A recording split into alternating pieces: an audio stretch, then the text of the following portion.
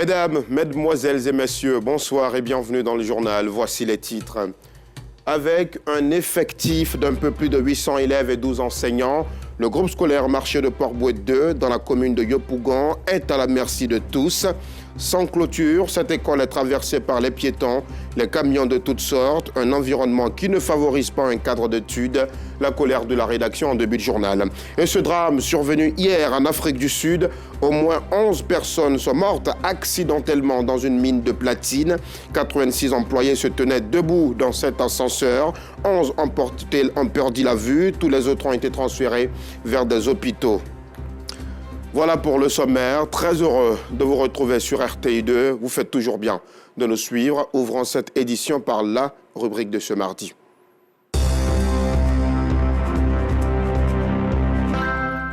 C'est une situation inacceptable qui se déroule dans la commune de Yopougon, précisément au quartier Port-Bouët 2. Le groupe scolaire Marché est dans un état méconnaissable. L'école est dépossédée de sa clôture, ce qui en fait un chemin pour les piétons et même les camions. Et plus surprenant encore, cette école est devenue, vous le verrez, le toit des fous et des SDF. Entendez, les sans domicile fixe. Nos caméras ont capturé des images saisissantes. Un carton rouge de Théodore Zouzou et Pargasso Reconnaît de Madongui. Ce bâtiment que vous voyez là se trouve dans la commune de Yopougon, non loin du carrefour Zone. Eh bien, ce bâtiment fait partie du groupe scolaire Marché du quartier Port-Bouët 2, un établissement primaire public qui tient son nom de sa proximité avec l'ancien marché de ce quartier. Ce site creuset de l'apprentissage et du savoir construit par l'État de Côte d'Ivoire souffre d'un manque de clôture et ce, depuis sa création en 1978. Oui, je dis bien depuis 1978, donc 45 ans que cette école n'a pas de clôture. Sa cour est devenue le raccourci de tout le monde. Chaque minute, des personnes étrangères à la cour y circulent, aux grandes dames du corps enseignant. Des va-et-vient incessants et gênants pour la quiétude et la tranquillité des apprenants. Un balai incessant qui se poursuit jusque tard dans la nuit. Pour Matou, vendeuse de feuilles fraîches, emprunter la voie de contournement en plein travaux est un exercice pénible. Pour faire le tour là, c'est pas facile, donc c'est pour ça qu'on passe. Ça gêne. Les enfants, souvent là, en courant comme ça, quand Bourret vient, ça peut le taper. Mais comme c'est un coup de chemin, c'est pour ça qu'on passe. Pendant ce temps, les écoliers, munis de leurs balais, s'attellent à donner un visage reluisant à leur chère école. Les brouettes, quant à elles, se disputent l'espace et sans gêne. Dans cette danse de piétons, pour accéder au marché, à leur domicile, à leur lieu de travail, s'ajoute la présence fort remarquée des tricycles et motos qui roulent à vive allure, des véhicules et des gros camions, lesquels engins se permettent d'ailleurs de s'adonner à des manœuvres. Le pire, lui, n'attend pas, comme ici d'ailleurs sur cette photo, un élève des cours moyens deuxième année CM2 qui n'a pas pu composer à l'examen l'an dernier par la faute d'un tricycle. Et comme si cela ne suffisait pas, le corps enseignant est parfois menacé de mort. Vous n'êtes pas au bout de votre souffle. Oui, vendredi dernier, nous étions là aux environs de 9h. Il y a un véhicule qui est rentré en plein dans l'école. L'école n'est pas clôturée. Et il était suivi d'un autre gros camion. Nous sommes allés vers lui pour lui dire que c'est une cour de l'école, on ne garde pas là. Il dit non, il est venu acheter du bois. Tant qu'il n'a pas acheté le bois, il ne s'en ira pas. On lui dit non, monsieur, vous allez déplacer votre véhicule. Il dit il ne va pas déplacer le véhicule. Donc quand le directeur nous a entendu échanger avec lui, le directeur s'est approché, le directeur a voulu le prendre en photo et prendre la photo de sa plaque. Il a voulu arracher le téléphone du directeur parce qu'il ne voulait pas qu'on le prenne en photo. Et il a proféré beaucoup de menaces. Donc comme on avait sa photo et puis la plaque de la voiture, donc de peur d'être agressé, on allait porter plainte. Cette mendiante, elle ne se fait pas prier. Pour son activité, elle a décidé de s'installer non loin de la classe de CP1, cours préparatoire première année. Autre chose, c'est que les élèves du groupe scolaire Port-Bouët 2 souffrent des odeurs des produits de peinture des véhicules à côté. Mais plus grave encore, des odeurs qui proviennent des matières contenues dans le bitume. On n'a pas de problème, maman. La vapeur même, c'est fini. Souvent, le patron envoie du lait. Pour les enfants, même pour nous-mêmes, ça partage partout même. Même il y a les patrons qui viennent prendre le lait.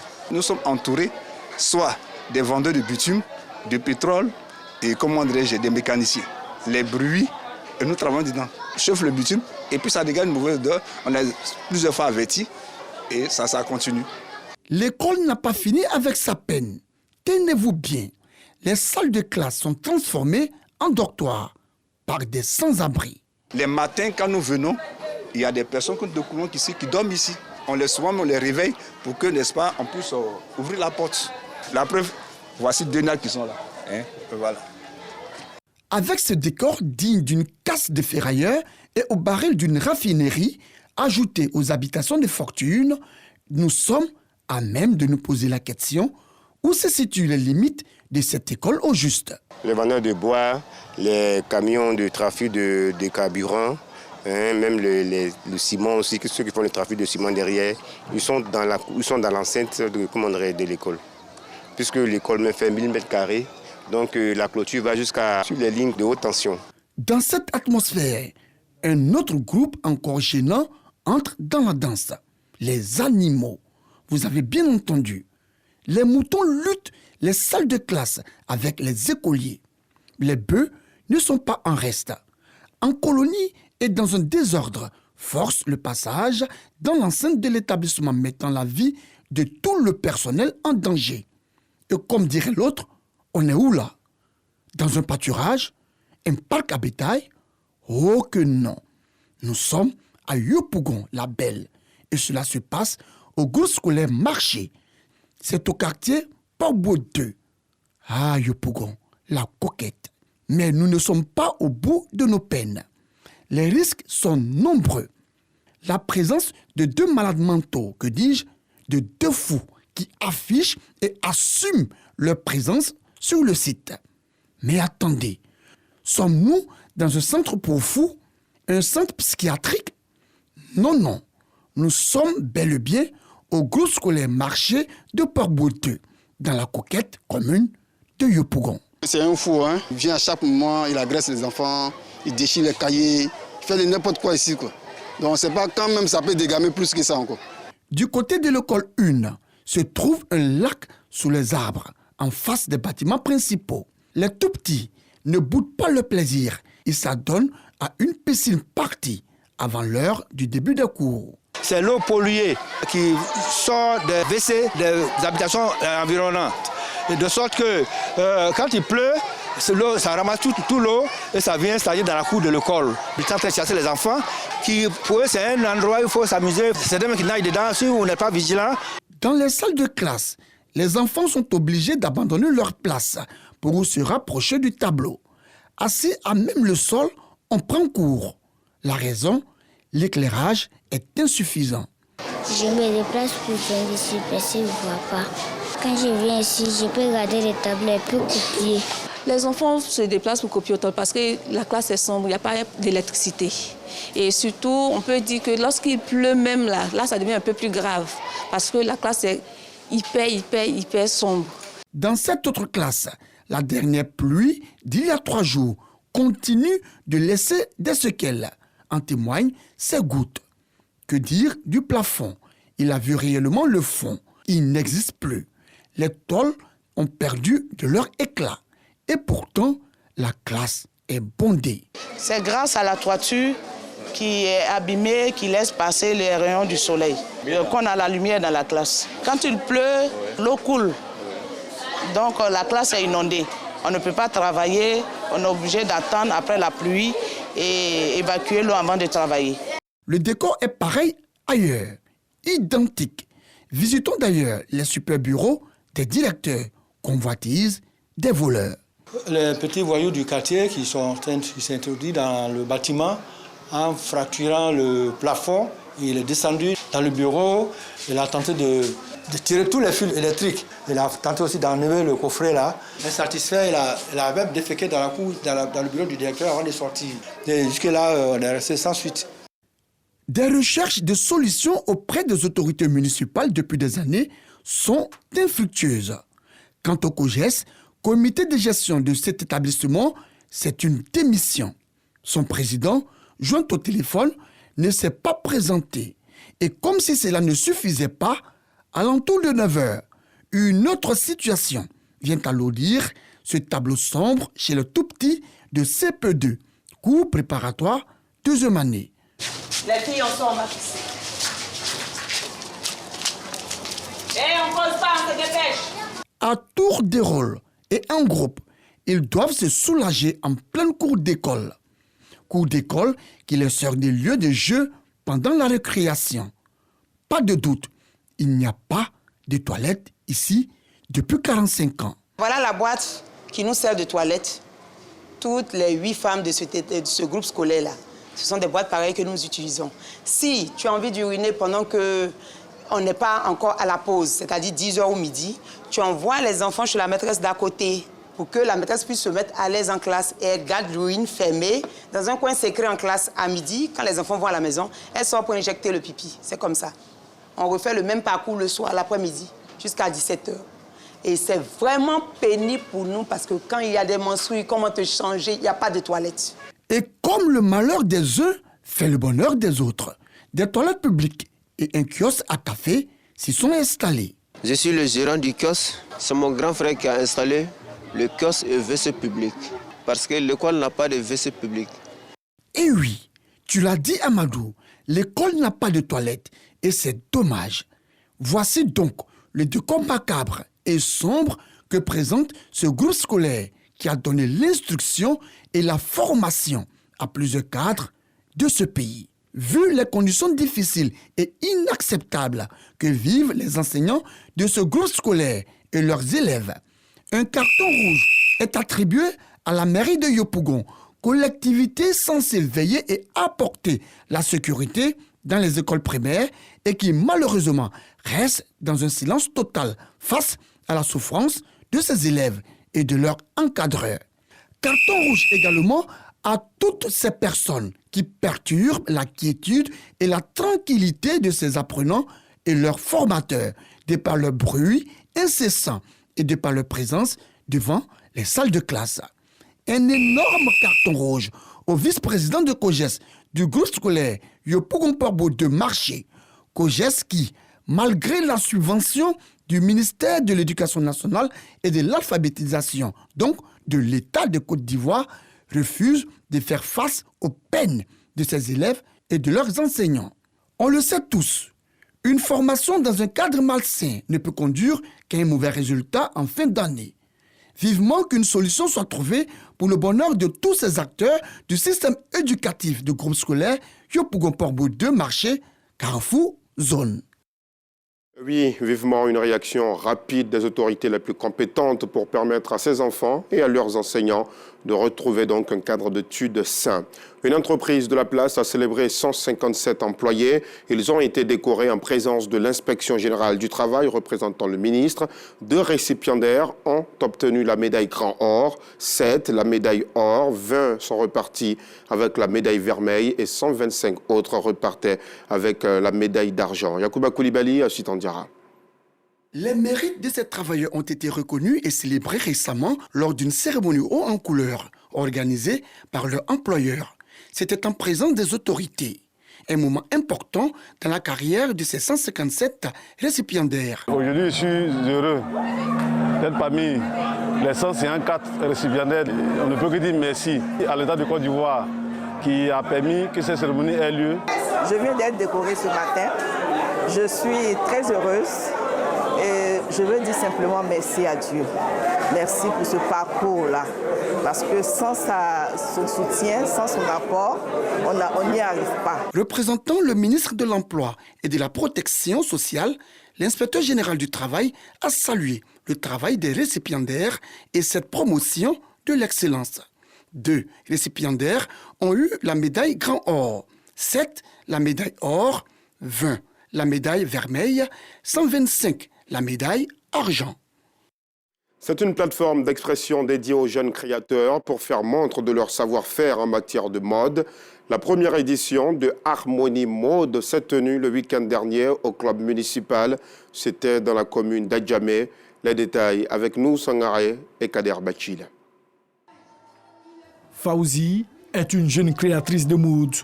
Son amour pour cette activité remonte à son enfance. C'est une passion depuis toute petite. C'est quelque chose que j'aime. J'ai toujours aimé la création, la mode. Donc j'ai dit un jour si je grandissais, j'allais me lancer dedans. Sa particularité, l'utilisation des paignes colorées pour les créations. J'utilise des paignes beaucoup colorées, des paignes du Nigeria. C'est ce que j'utilise pour faire mes collections. Je fais des vêtements hommes-femmes. Vraiment, c'est un peu dommage parce que nous sommes des personnes, on peut dire un peu cachées. On essaie de faire comme on peut parce que c'est important de savoir ce qu'il y a en toi. Mais quand il n'y a pas des gens pour vous soutenir, pour vous montrer en fait au public, pour qu'on puisse vous connaître, pour grandir dans ce que vous faites, c'est difficile. Aujourd'hui, elle fait partie des nouveau-nés de la mode qui rencontrent d'énormes difficultés dans la promotion de leur création. Je fais plusieurs vêtements, je fais des tuniques, je fais des robes, des culottes, en tout cas des ensembles. Fawzi n'est pas la seule à vivre cette difficulté. Amandine Zawi, jeune créatrice de mode, ne souhaite qu'avoir de la visibilité. Et vraiment, ce n'est pas facile pour nous en tant que jeunes entrepreneurs, une entreprise naissante surtout, ce n'est pas vraiment facile. On ne nous donne pas des opportunités. Pour nous exprimer, vraiment, c'est un peu difficile pour nous. Harmonie Mode 2023 est une plateforme d'expression dédiée aux jeunes créateurs pour faire montre de leur savoir-faire.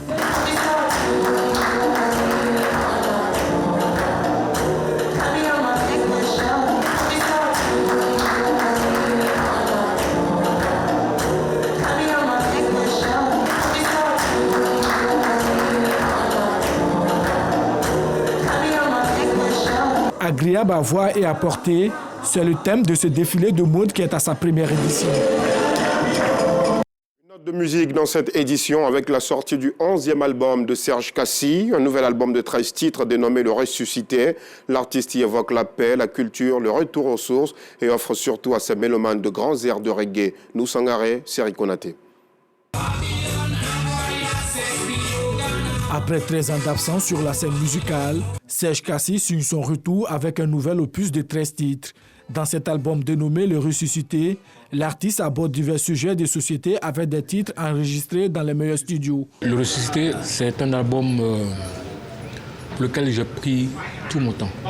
Parce que je voulais un album à la dimension de ceux qui nous ont précédés, les Bernie et autres. Et depuis 2010, je commençais déjà à travailler sur cet album. Dans mon studio à Abidjan, on a peaufiné ces 13 titres-là et on est allé bosser à Lion Force, c'est un des grands studios de reggae aux États-Unis où les Bernie et tous les autres là enregistrent. Donc je voulais avoir cette caution-là pour avoir le son que je voulais, que quand j'ai l'habitude d'écouter, les Bernie, les Marley et autres là. Dans cet album reggae, on retrouve plusieurs collaborations artistiques. Il faut encourager Serge. Il a sorti un album de belle facture, de 13 titres, dans lequel j'interviens sur un titre. C'est bien arrangé, le son est bon. Bonne chance à Serge. Je trouve que c'est un bon retour. Serge, j'ai toujours apprécié Serge. J'ai aimé tous les titres. Pour ce 11e album, l'artiste peut compter sur le soutien de sa nouvelle maison de disques. Je pense que l'artiste a joué sa part et nous, en tant que maison de disques, nous allons par derrière amplifier la promotion pour que cet album soit connu de tous. Serge Kassi, il n'y a pas grand chose qu'il faut vraiment faire parce que c'est un talent pur. Et lorsque vous avez un produit de qualité comme cet album Ressuscité, cet album doit être l'album d'abord des Ivoiriens, l'album des Africains, mais l'album de tous ceux qui ont un message de paix à passer au niveau du monde entier. Né en 1962 à Trècheville, Serge Kassi fait ses premiers pas dans le monde musical en 1990, avec son premier tube intitulé « C'est pas Danny Blow ». Nous vous le disions en titre, ce drame survenu hier en Afrique du Sud, au moins 11 personnes sont mortes accidentellement dans une mine de platine. 86 employés se tenaient debout dans 7 ascenseurs. 11 ont perdu la vie, tous les autres ont été transférés vers des hôpitaux, a précisé à l'agence France Presse un porte-parole de la société, précisant que certains d'entre eux étaient grièvement blessés. Nous sommes au terme de ce journal. Merci aux équipes techniques et de rédaction. Merci à vous aussi de nous avoir suivis. L'information revient demain à 12h30. Excellente soirée.